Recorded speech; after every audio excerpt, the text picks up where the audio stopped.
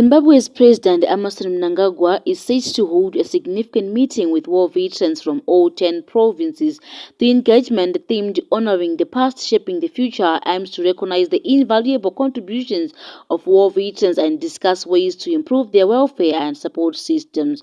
During the meeting, President Mnangagwa will engage directly with the veterans, listen to their concerns, and outline the government's plans to their continued support.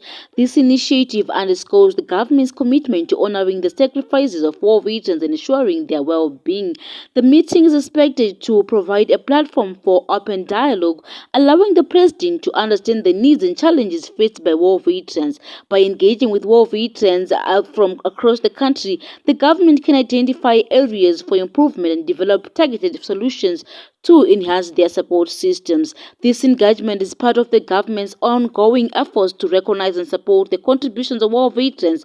By honoring their sacrifices and providing support, the government aims to strengthen the bond between the state and these esteemed individuals.